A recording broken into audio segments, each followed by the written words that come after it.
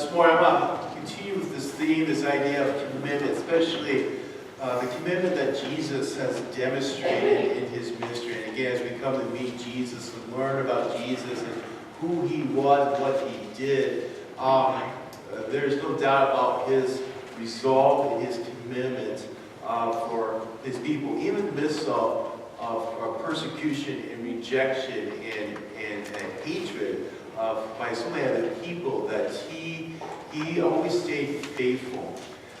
Reflected somewhat of Jeremiah, as we read there this morning, Jeremiah being a prophet.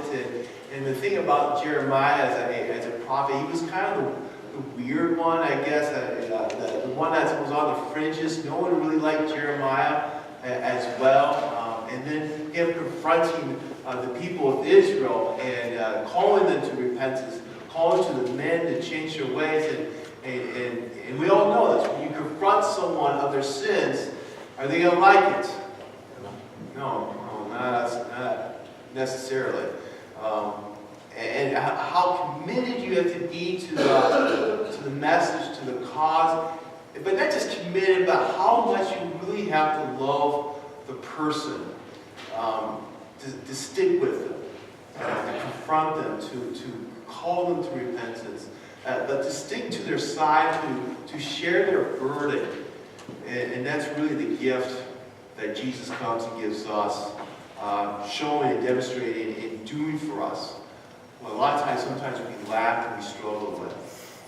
And talking about commitment, I share the story of St. Patrick, and I think that's historical as a figure of a man, of a pastor who was committed to the gospel, to the mission of the church, to go back to the country in which those people stole them and kidnapped him and forced him to slavery, but only to return to them and give them in a gracious way that saving message of the gospel. And I think that's a good reminder that I don't know how you're going to celebrate St. Patrick's today. I don't know if you're going to go to the Irish pub and drink your Guinness or whatever. It doesn't matter. But just remember what St. Patrick is really about. It's not about the jolly good times that way our society celebrates it, or dyeing the river green in Chicago, or having the parades, or playing the bagpipes, which, remind you, that's Scottish, not Irish, but it's okay.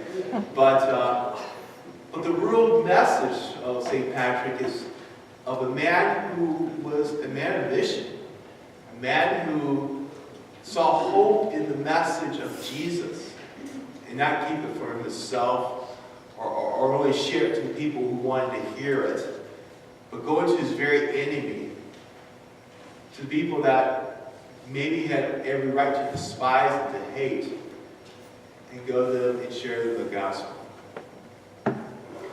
The thing about being committed, and this is our struggle, is that when the going gets tough, what do we want to do? We want to get going. And I know that was a value like my parents taught me, and it's something I try to teach my own kids, is that when you agree to do something, and it doesn't matter how tough it's going, you got to see it through. And I know it's just not just, I'm not trying to blame our current society. I think this is something that human history, I think we always struggle with that. When things get tough, how hard it is to stay committed to that cause. And how tempting it is to say, is it worth it? And just throw in the towel and call it quits. I'm going to share a story, and this is kind of a very dramatic story of parents, especially a mom, how much she was committed to her son. But really to demonstrate that what we are called to do by Christ. But this is a story of a family that adopted a child from Romania. This boy, Daniel, his name was 7 years old when they adopted him. He grew up in Romania in an orphanage. And the way the story goes is that he spent his first 7 years of his life sitting because he had to share a crib with another orphan boy, and there wasn't enough room for him to lay out, so they just slept during the night sitting up in the crib. In this orphanage, he sadly just only these hundreds of children, this stuff in this orphanage. He had very little contact, very little relationships with people. He didn't really know the workers. He never really went outside to play. In fact, he said that he spent most of his time just in the crib. The only time he left was to eat and to go to the bathroom. And they just simply throw them back in the crib day in and day out. And finally, joyously, he was adopted by this American couple. And about 7.5 years, he was brought back to the U.S., being part of this family. And at first, things went good. As a 7-year-old, about to turn 8, he had his moments of fits and disagreements, a little fighting here. But for the most part, it was a happy time for him and for his parents as they started this new family together. And around his 8th birthday, everything changed dramatically. And as Daniel described it, thinking back at his 8th birthday, he began to have a lot of resentment and hatred toward these people who adopted him. And one of the issues was he couldn't really understand the difference between biological parents and adopted parents. And he became angry because he was so upset with them. Why would they subject him to this life in this orphanage and never once come to see him and to love him and to care for him? Not realizing that these people who took him into his home weren't his parents who gave birth to him. And so what preceded was years of rage and fighting and hatred. He would start throwing stuff to the point where they had to clear out his bedroom. And the only thing they had to keep in his bedroom was a mattress for him to sleep in. They were brought in social workers and care workers to work with him, to help him. And a lot of times they were bleeding or assaulted. Multiple times the police were called in when he was going through his rage and his fits and his fighting. Even to the extreme point where his mom was making a sandwich and he grabbed a knife and put the knife to his mom's throat. Very dramatic. They went to counseling and therapists to work with him, to help him. Nothing seemed to work. And it just got worse and worse. And his real rage was focused on his mom. That to the point where she described that he took pleasure in trying to hurt her as much as he could, whether emotionally or physically.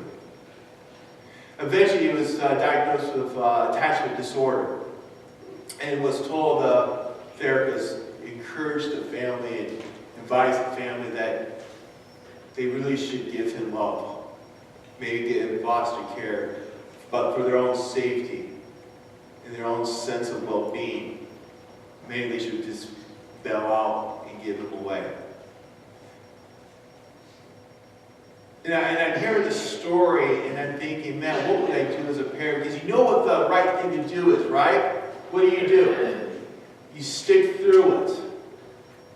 But how hard that must have been, how much stress that must have been on the mom, on the father, and even to the point where their own marriage is starting to fall apart because of the constant rage and the fighting and the hurting that was going on. And it was not going to get better. There was no light at the end of the tunnel. But the mom persisted. The parents persisted. They continued to care for this child, trying to find ways in which they could change him around. And in time, to make a long story short, in time they did. They got the right therapy, the right methods of trying to show and demonstrate to this child that we do love you and care for you. And in time, his rage dissipated. He stopped throwing fits, stopped fighting, stopped hurting, and in return, he began to love his parents.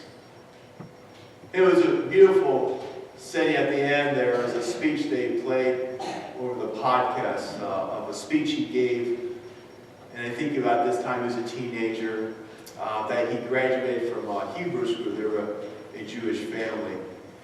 And he was chosen as first in his class from this Hebrew school, where previous, and this is kind of a big deal, because previous when they tried to take him to Hebrew school, he got kicked out multiple times because of fighting with the teacher and hitting the rabbi and all that stuff, you know. I guess that's if someone, confirmation class, if you try to attack the pastor, be warned, I guess, that's a warning. But he made it back. He went through class, he graduated, he gave a wonderful speech in a tribute to his parents who do not forsake him. You know, and I hear that story, and it just kind of reminds me, and it should remind all of us, that there will be many times we're going to be struggling to do the right thing, and how important it is that we remain committed, especially when it comes to the church. I know all of us, we're like water or like electricity. That is, we always like to follow the path of the least resistance, right? In fact, that's how nature works in many, many ways. Everything follows the path of least resistance. But when it comes to us as humans, and especially us as Christians, there are going to be many times that we have to take the path that's going to be hard. As Jesus said, wide is the road that many do follow, but narrow the road that so few take. And it's the narrow way, that small road, the tough road, the mountainous road, that we are called to follow. But I know for all of us, especially myself, there are many times in which my commitment faltered. It faltered with someone or something I was supposed to do when I needed to be there. So what hope is that? What hope is there for any of us? What hope is that when we hear it in Scriptures, the wide is the road that many follow, and you ask yourself, am I that person following the wide road? Because the wide road seems easy. It looks easy. It looks pleasurable. And how often we try to avoid that narrow, tough road. What hope is there for us? I think that's why it's so important, that passage in Luke, of what Jesus is really all about. In that passage we heard, he's once again confronted by the Pharisees, which they're just basically telling Jesus, we want you to leave. We want you to stop talking and preaching and doing whatever you do. In fact, you need to leave because Herod, King Herod's going to kill you. He's going to destroy you if you keep doing this. And in response, Jesus looks at them and again he declares who he is with his miracles, what he's able to do. But there's that plead in his voice when he just looks at the people and says, like a mother hen who wants to gather her chicks, so do I want to gather my people. And I think this is the real testament of Jesus' ministry, that his ministry was not easy. Yes, he had his 12 disciples, and yes, he had many people that follow him. But as you go through the Gospels, even his close disciples and those who follow him often question him or at the last minute abandon him. Let's be reminded what happened to Jesus on his passion. Betrayed by Judas, denied by Peter, and all the rest of the disciples scattered when he was arrested. When the going gets tough, we get going. That's our human nature. And yet it was Jesus and only Jesus that when the going got tough, he dug in for you and for me. Even going all the way to the cross, where he will suffer and when he will die, he remained committed to us. I hope and pray that to this message and what we hear in the gospel will bring a sense of peace and grace to you. Like I said, I think there are many times where our commitments, especially our commitment within the church and the gospel, does falter.